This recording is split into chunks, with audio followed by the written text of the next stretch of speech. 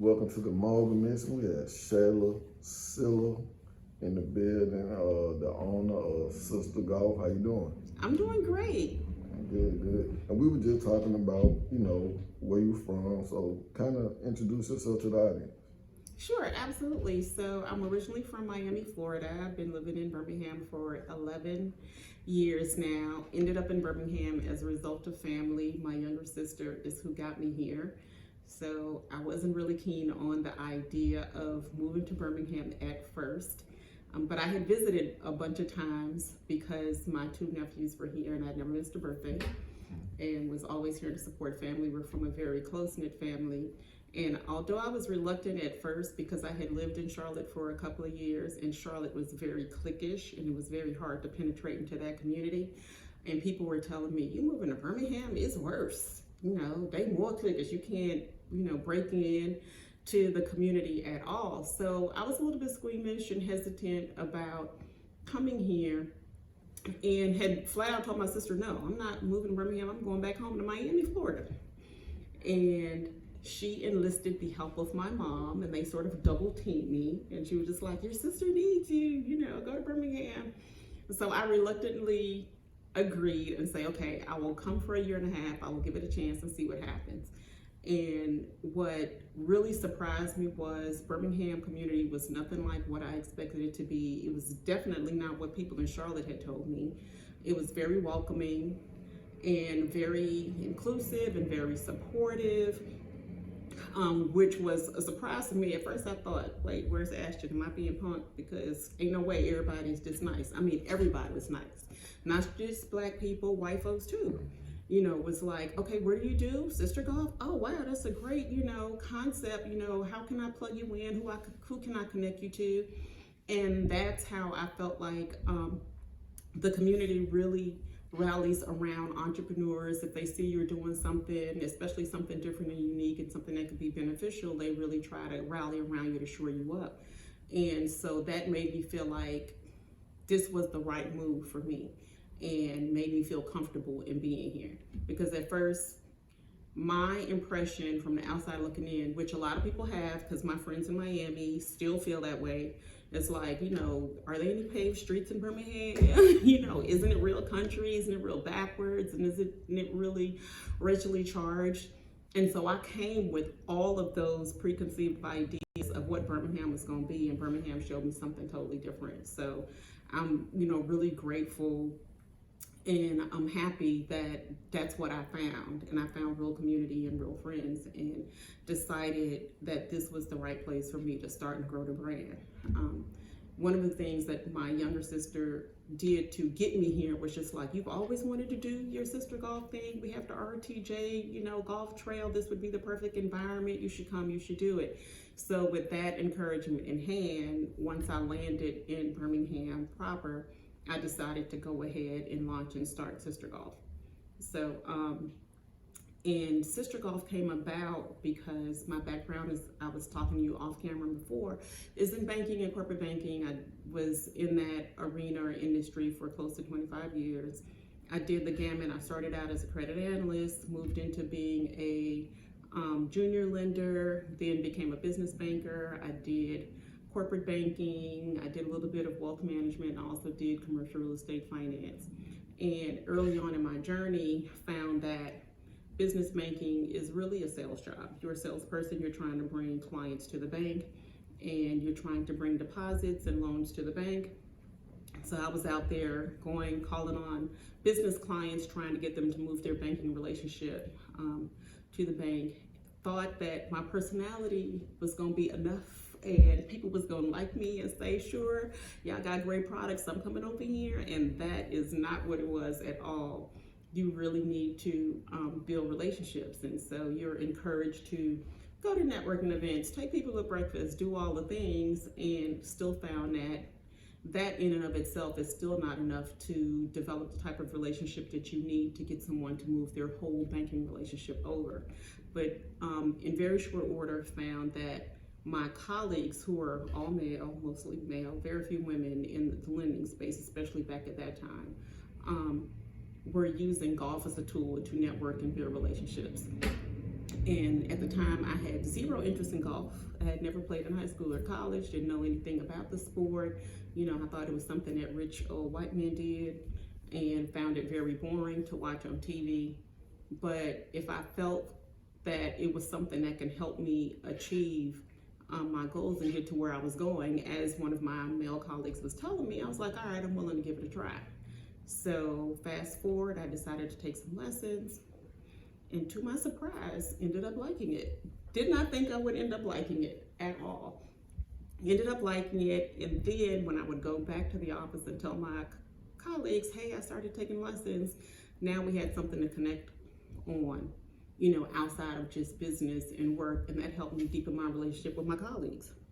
And so they, in turn, encouraged me, hey, the next time the bank sponsors a tournament, you should play.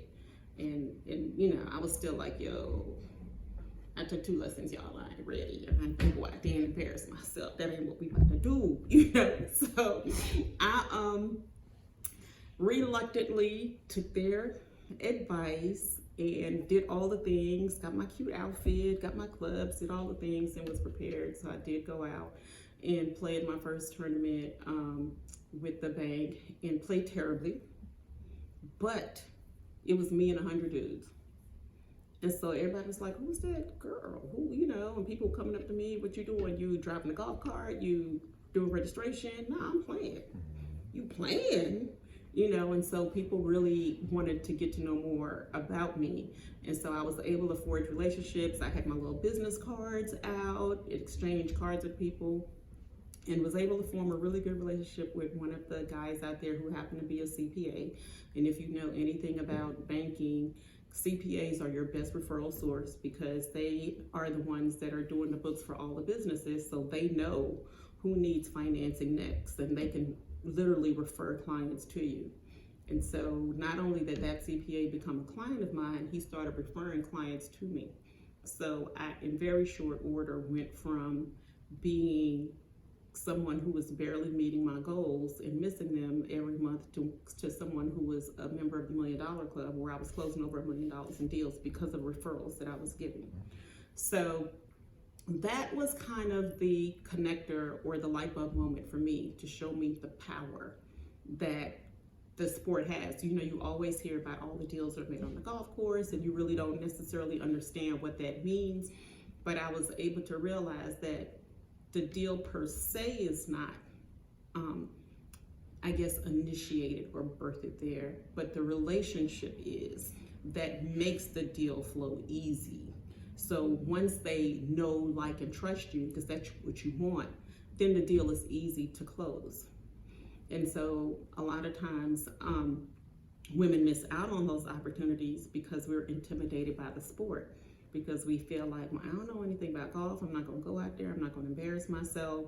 And that's what keeps us away. Meanwhile, you're missing out on all those opportunities. So that's where my light bulb moment happened, where I said, what can I do to bring more women to the light, or let more women see that this is an arena that we're missing out on, not necessarily because the men aren't inviting us, because in some cases that is what it is, but in most cases it's because we self-exclude. It's because the opportunity presents itself and you're like, that ain't for me, I'm not going out there, let the guys have that. I'd rather do something else, or I'll, take some clients out to dinner, or I'll do the traditional way of doing things. And you can skip a lot of the life cycle or time cycle in which it takes to close a deal by just virtually saying, you know what, I'm willing to go out here and spend this time. Because a typical round of golf takes about 4.5 hours. So you're spending 4.5 uninterrupted hours with a potential client, and them really getting to know you. And what you will find with humans, that we all have something in common. I don't care where you're from, you're gonna find points of commonality. You're gonna be like, oh, I went to this university. Oh, you went to that university? My cousin's, sister-in-law went there. There's gonna be a connection somewhere. And once you are able to create those points of commonality, that's when relationships deepen. And you find out, this person's like me and I really like her. And that's the type of person that I can do business with. So that's where the impetus for Sister Golf came. But then it just became, okay, how do I put this together in a way that becomes something that I can package and teach and turn into a business. And so I went into the lab and really started thinking about it, because at the time, really no one else was doing anything like this. Now there's a few people, it's become more popular. And if you go to different cities, there might be a few organizations that are doing the same type of thing, trying to get more women, trying to get more people of color, trying to get more youth into the sport. But when I first started it back in 2013, which in fact was 10 years after I had the idea, because I had the idea in 2003, but I put it on the shelf because I was still working a full-time job and really didn't have time to devote it to it 100%. But even when I started in 2013, there was really nobody else doing it. So I spent a lot of time really just trying to educate folks on what it is that I was trying to do. And at first, people thought it was just a hobby or a group of women, you know, or me just trying to get Black women or women of color into playing golf, until they really understood, no, it's really a business development company using golf as a catalyst, you know, for people to find a way to make visibility or access or proximity to decision makers easier, so you can excel in the workplace or you can excel in business. So that's where the whole idea really came from. So I tested it out when I first came to Birmingham by just putting out a free workshop to see, you know, are there women out there that are interested in learning about golf or interested in how I can help them for business. I had it right at the Stavia Library. I think I put it out on Facebook, and to my surprise had several women who were really interested and showed up. I was like, oh, okay. And so I saw that it was an idea that had legs, and then from there just really through a lot of experimentation and, you know, putting on different events and programs, saw where it could lead. And today what we have is Sister Golf has a membership, and what that membership includes is I do, including the membership is a free webinar that I do once a month that covers a different topic about golf, because golf has so many different facets, and I think that's what keeps a lot of people away from it, because they're afraid of doing something that's going to embarrass them, or they don't know what create a faux pas while they're on the course. So everything from what to wear, you know, what equipment that you need, you know, what is a handicap, how you calculate your handicap, how to take score. If you're going to an event like Regis Tradition, how am I supposed to dress? How do I follow it? How do I read the leaderboard? All of those things. And so in addition to that, I hold group golf lessons once a quarter. So we do a spring, summer, fall, and winter session that is 5 weeks that covers all of the different aspects of the sport. We cover putting, chipping, pitching, full swing, and long irons and driver. So you get all of that at a discount with the membership. We also host practice sessions, because what I found is women are different from men in terms of how they learn, especially when it comes to something like sports. Because if you see guys in the gym, guys are all in the weight section with their headphones on and they're pumping iron by themselves. All the women are in the Zumba class or the group fitness class or the spin class. And so it's difficult. You'll give a woman a lesson to then say, okay, go out and practice by yourself. So we host practice sessions, so we're in a group and we're putting into practice what we learn. I also host play dates, so you'll actually get a chance to play a round of golf so you can feel the pace of play and how it goes and how the game is supposed to flow. So you're not out there feeling like a fish out of water when you actually do accept your first invitation to play a round of golf.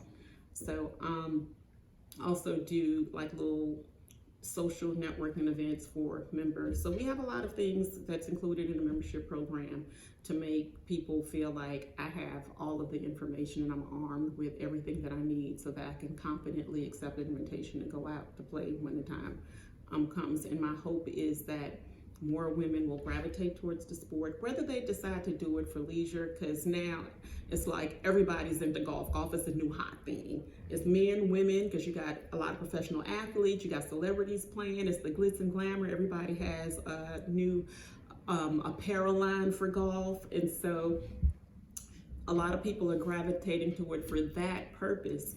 And while it's great, I'm happy for the exposure that the sport is getting, but I stay on the purpose-driven side because I really want people to leverage it and utilize it to help them financially and to help them professionally, move up as far as their career is concerned.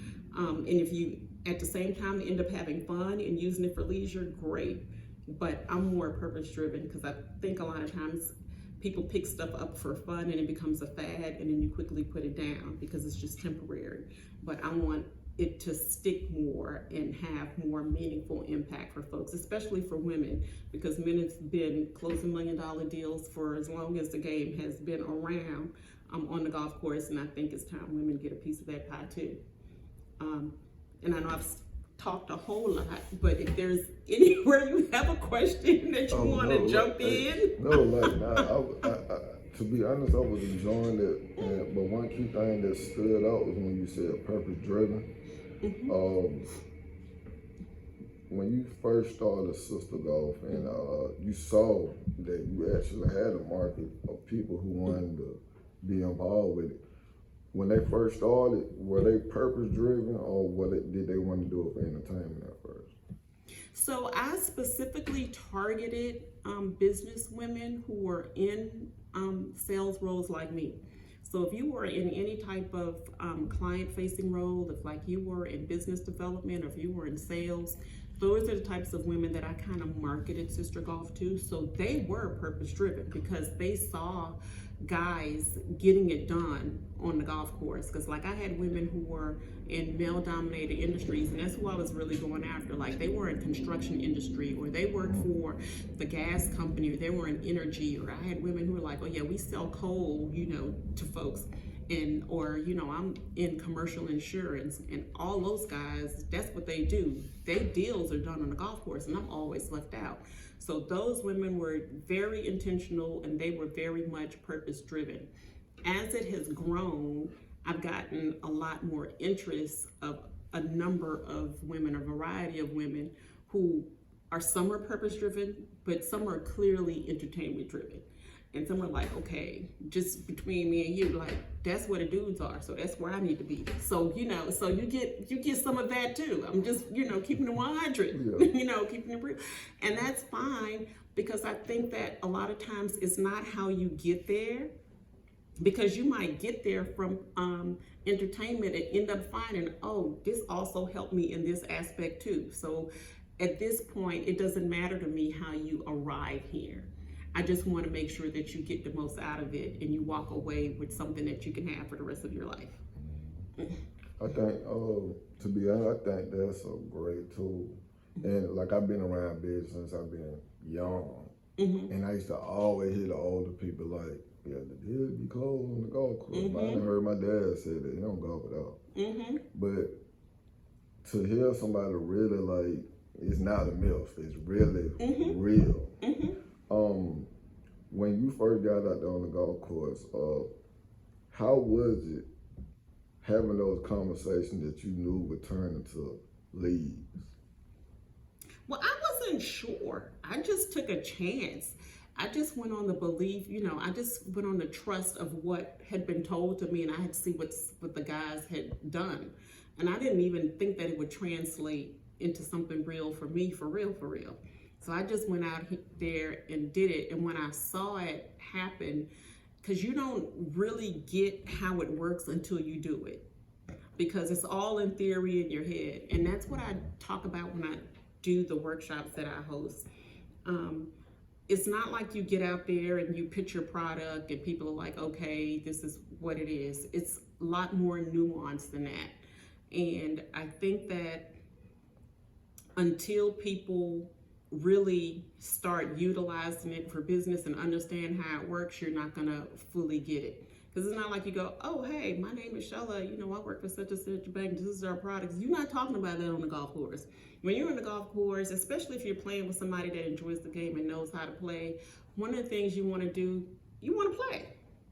You wanna let them, sort of take the lead, see if they're gonna initiate the business conversation. And if they don't, that's cool, because they're going to ask you, what do you do? And you're going to ask them what they do.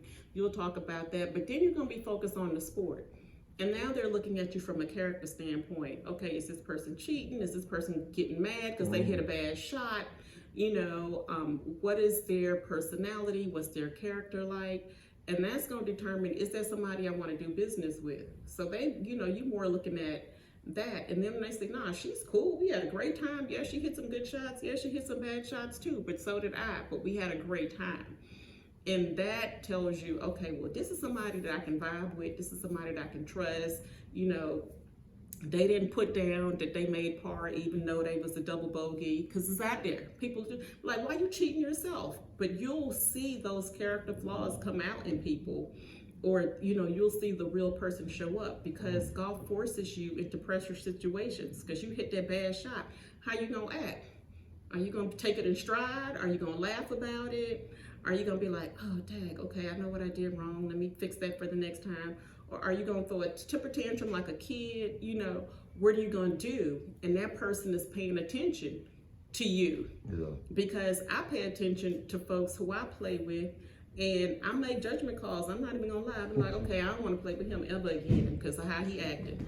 And I got people who I'm like, I will always play with this person because we had such a good time. So, and that's the same thing. It's like, okay, well, that's the person I want to do business with because I'm cool with them. But yeah, I'm not gonna be able to do business with this person because he's a jerk. So it's that type of dynamic is what's actually taking place while you're out there and you're playing the sport. And then that's why they say you reserve the real business talk for the 19th hole, which is after the round is over and you sit down and you kick back and you might have a libation or two, and then you can say, oh, maybe we'll keep in touch, or let's see how we can collaborate on something else. And now when I pick up the phone and I call you and I say, hey, I'm calling to follow up, you're not like, oh, tell her I'm busy because I know she's trying to sell me something. You're like, no, I want to take that call. See, and that's how those type of things go, and that's how it kind of transpires.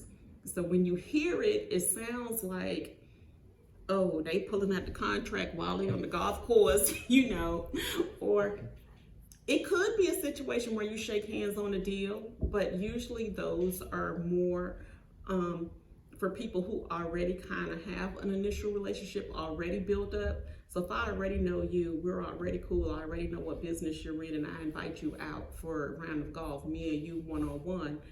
Now we're just kind of talking through and submitting the deal or submitting what we want to do if there are other people involved prior to that real meeting happening. So we already done discussed it. Now we get in the boardroom, we already know which way we're trying to push this conversation. That's a little different than this is my first time meeting you, and we're trying to establish a relationship. Yeah. But so for me, being out there the first time, I was still kind of a fish out of water. I didn't know what was going to happen or how it was going to flow, but getting that initial exposure and understanding how it worked was the eye opener for me, and let me see that, oh yeah, this is how it can be done. And what I try to convince women is, a lot of times as you're going up your career, you feel like, yeah, I'm making decent money, but maybe I should go back and get my MBA so I can make more money, or maybe I should go back and get my PhD so I can make more money. But you go and you spend 50, 60 grand to get this MBA, and you might get a $5,000 raise. Whereas you might spend $5,000 on lessons and equipment and clothing, and then you might get $1 million deal. I think that's the shorter route to me. And I'm not knocking education or anything like that. I'm just saying it's an avenue that we don't explore enough or give enough of a chance because we don't know enough about it, and we feel intimidated and we feel like we don't belong because it's a place where traditionally we haven't belonged or we haven't been invited to. So now that it is a place where we are more welcome, I think we need to do all we can to take advantage of it. Okay. And with that, I really like that because it sounds like you created something that's basically like a relationship building tool. And like you were saying, like people outside who don't know, like you signing at the golf course. Right. But really just building a relationship because something you said earlier, like you don't want to do business with a jerk. And most people do business with people that they like. Correct. Or they can relate to or they respect. Correct. So with that, after your first experience on the golf course, how long did it take for you to start seeing results of involving yourself in the golfing world?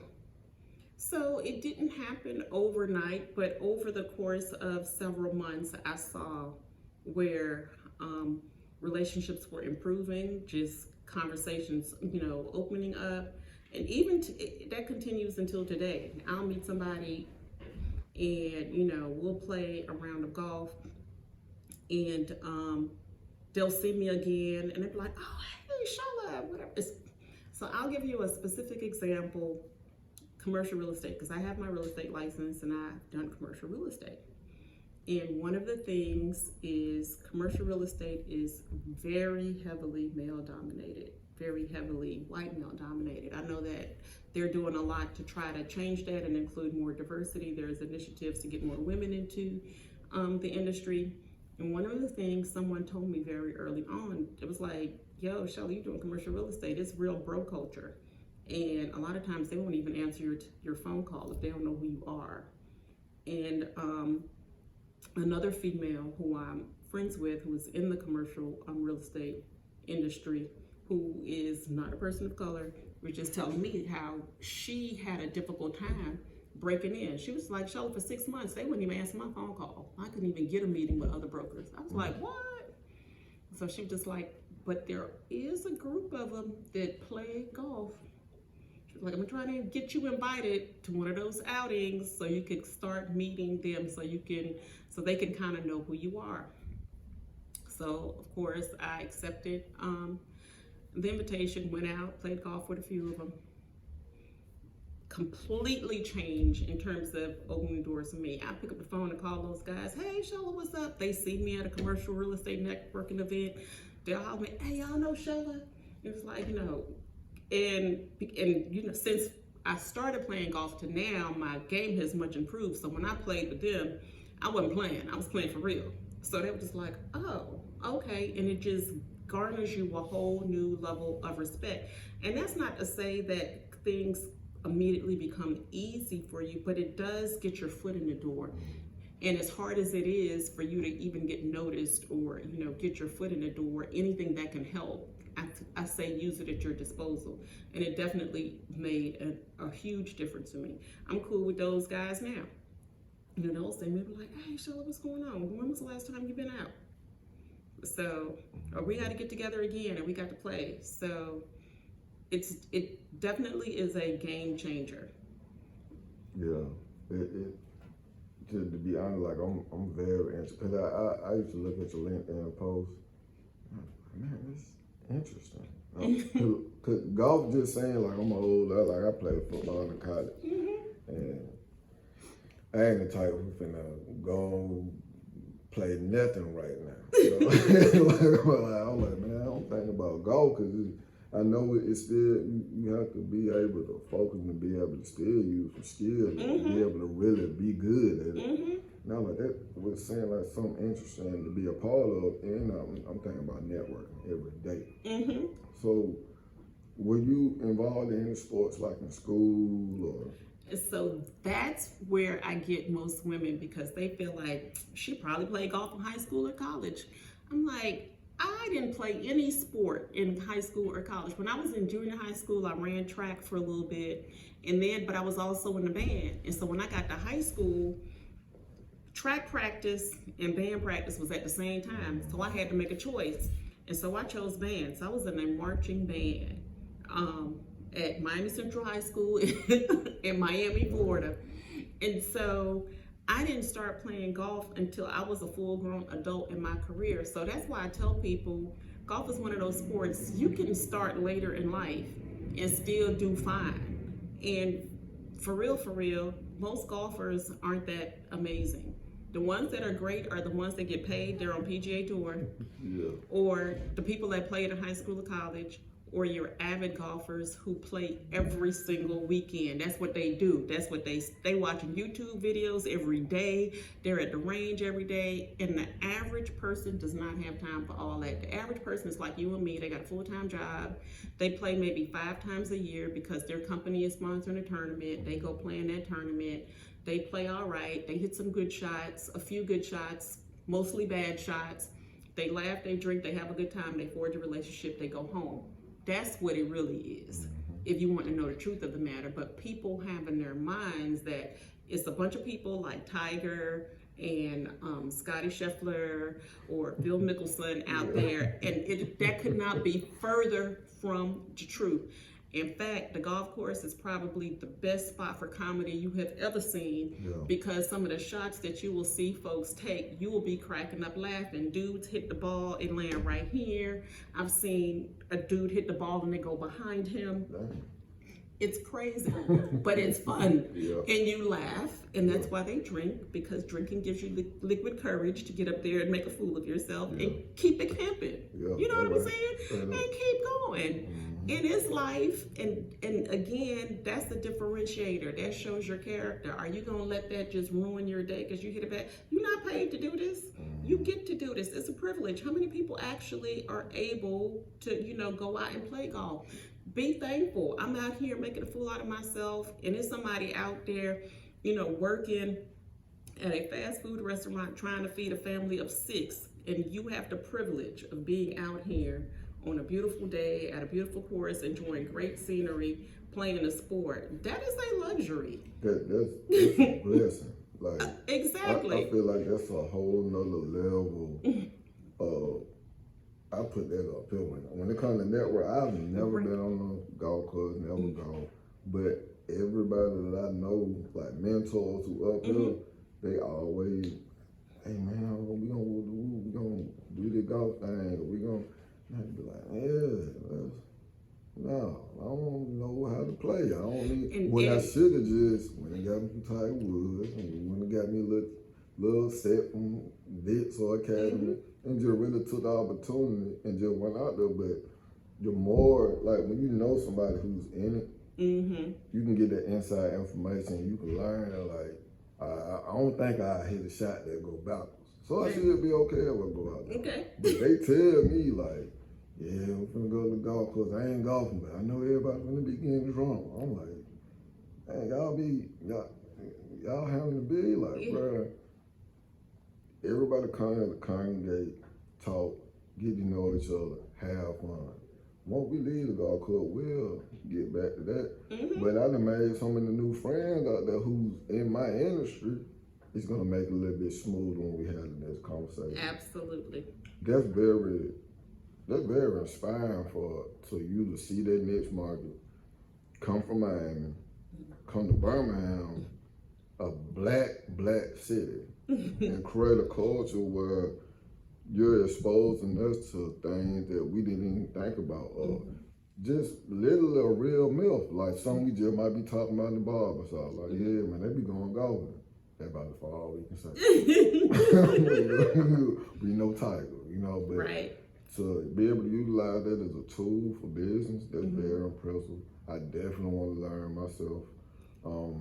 I definitely want to get your business like as much exposure, because I think businesses like this can change the trajectory of our community, just even by reaching the younger females in our community, because nobody around them having that type of conversation. Nobody is exposed, because it's hard to tell somebody something you don't know. Right. But with you, this supposed to be a citywide. All they're supposed to be behind this, because this is amazing. Well, I appreciate that, and you saying that you're interested in learning. I've had several guys tell me the same thing, and to that end, I am in the process of trying to put together a men's workshop. Even though Sister Golf is geared towards women, I don't know if it was God, divine intervention, or whatever who gave me the foresight that when I did create Sister Golf, I also created Mr. Golf. But I never did anything with it because my mission was female focused.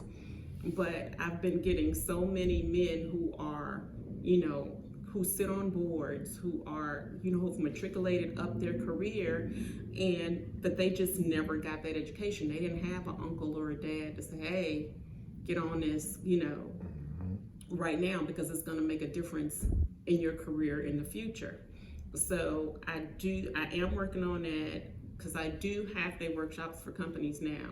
Last one I did one for Spire, where all their women executives were able to come, and it's sort of like a crash course.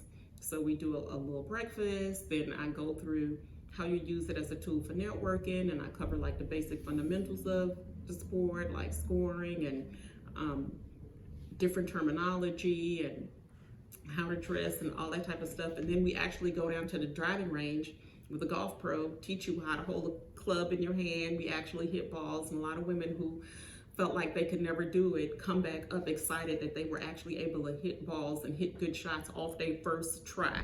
So I've never had a woman go through the workshop and not be able to hit a ball. So I'm proud of that. And then we'll come back up and we'll do like a little wrap-up session, and we'll do a lunch. And the women that see the value and want to take it further will then register for like our 5-week course to get all of the basic fundamentals and start going through the practice sessions and actually get a membership so they can continue their education and then implement it by starting to accept invitations. So what I also do is a lot of times people will have an opportunity to play in a tournament, and they'll ask me to be in their foursome because the training wheels are still on. They're not ready to do it by themselves. So I'll play in the foursome in the tournament with them, and then they'll sort of kind of get a feel for it. And by the next time, they'll play by themselves. They'll just go ahead and accept the invitation. And what warms my heart or gives me the fuel to continue to do this is when I get the call, Shella, I accepted my first invitation. I had a prospect, invite me, and I made this connection and I held my own. And I was so proud of myself, and everything you said is exactly how it happened. That's what makes me say, what I'm doing really is impactful and has value. Your So purpose.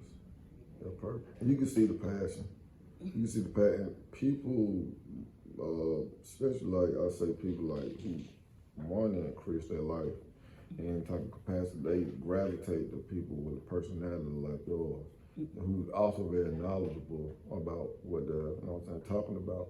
And that's dope that you have like females that come and all don't know how to hit the ball, and because you'll assume, we always assume we can't do something when we never even tried. So but to have somebody who's coaching you, they got the confidence to let you know, like, yeah, you'll be hitting the ball before you leave. That gives people a different incentive to want to come back. It's different between like football, like I'm talking to you crazy because I need you to be good, you know what I'm saying? And with you, hey, you might not be that good, but ain't none of us pros. You going out here with a purpose. You gonna be good enough to have them conversations. Exactly. And if you get better, that's even better for the brand. Exactly. Yeah, that's and then even when they invite you on the foursome, that's even creating another networking avenue for you. That's genius. Well, thank you. I appreciate that. That's genius. I like that. And to be just a black woman,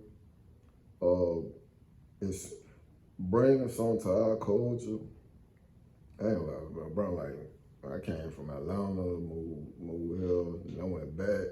I came back to Birmingham because I'm like, there's so much opportunity. It's like a blank canvas, to be honest. Agreed. And for you to come here because I looked through your pictures and I'm like, man, I love when we can do business, and like, I love my people.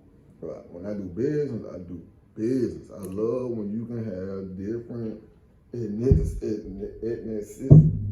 other cultures in the building, and they're listening to you, they're following you, and I'm like, see, that's a business. I'm not saying the other people's business is not business, but I'm saying when you can get a whole bunch of strangers to come deal with you, I'm like, it's so inspiring just to see. I'm like, man, you see everybody in the picture. Like a We the World or photo shoot. I'm like, that's dope because they got a whole group of people that we'll probably never get to talk to, but they don't know who you are. Right. And I was intentional about making it for women and not excluding and saying it's only just, I wanted all women because, yes, I'm a person of color and I'm all about helping us, but at the same time, when it comes to the gender pay gap, women still make 72 cents on the dollar for what men make for the same position. And so for me, it was about trying to create gender parity within the world of business and within the world of corporate America. And a lot of times it's just because you're not in the rooms, or just because you're excluded, or because you're not in those conversations. And this is a way to get you in those conversations and to get you the visibility that you need. And so when women saw that, everybody was just like, we all need this, not just us. I mean, we definitely need it, but all of us need it. And so I didn't want it to make it something that was leaving anybody out. Yeah. Even though, yes, I really want to help us because we need a lot of help. But at the same time, I didn't want to make it exclusionary. And like you said, when you're doing real business, you can't be like that. You have to be open.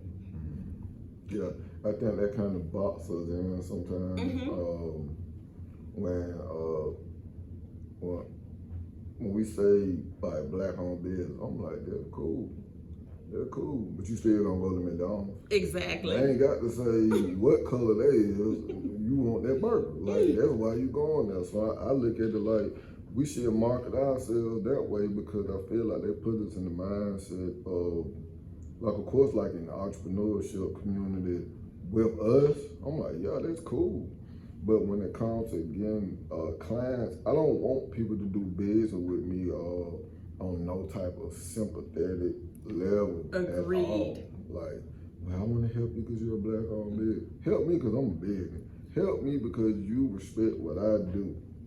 Don't just say, well, we're going to get a black guy a chance. Right. Me, that don't sit well. You know what I mean? And I've been to, I support a lot of black-owned businesses. And when we create that culture of this is just for us, the employees tend to do that too. Where they're not at work, I'm their homeboy when I come out. I'll be like, bro, I'm spending my money, bro. I don't know you, cuz I want some respect. Exactly. How you doing, type. Now, what up, bro? What you got? No. I agree with keep you. it professional. So with that, but with you doing it the way you're doing it, I feel like you're putting yourself in a position to help us. Because if your business is growing with everybody, it's open to everybody. As you go up, okay, now I can come back and get you. Sure. But if both of us, we down here fighting for the scraps, like, we too busy going at each other, creating the unrealistic competition. Well, hey man, that's a whole other world outside that we need to be a part of, not just because of the color of our skin, because what we bring and value to That the right industry. there. Do business with me because what I bring is valuable to you, you know, regardless of color. I'm a business that brings value, that has a product or service that is going to be beneficial to you, and that's why you pay what you pay, because of what you're going to get. End of story. Point black. Yep. If you want to, let's say, aspire entrepreneur who's in the game, and networking is very important for their business to grow. With Sister Golf, what kind of advice would you give them of using golf as a resource? So, it depends on what industry they're in. And what I know is that every industry has an industry association. So if you're in accounting, there's an accounting association. And if you're an architect, there's an architectural association. And each one of those associations is going to have a golf tournament. They all do, because they have foundations that raise money.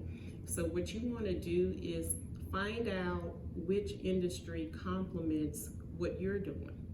So if I'm in commercial real estate, I want to meet architects, I want to meet builders, you know, I want to meet business owners. So next time the architectural association decides they're having a tournament, I want to plan that tournament because I want to connect with them people. You know what I'm saying? So next time the Builders Association have a tournament, I want to plan that tournament because I want to meet those people, because those are the people that are going to feed my business. And again, that's the best way for you to network and connect with people. And now you're just building your network up, and you're building your database up of people that you can connect with, you know, get referrals from, that are going to send you clients or that can become clients of yours. So that's how you can really leverage the sport if you're really trying to be strategic about it. and as a realtor, you want to go to any of the association or any of the philanthropic ones where people are donating big money to causes, because those are going to be the affluent people, and then the affluent people are going to buy big houses. So that's who you want to be friends with.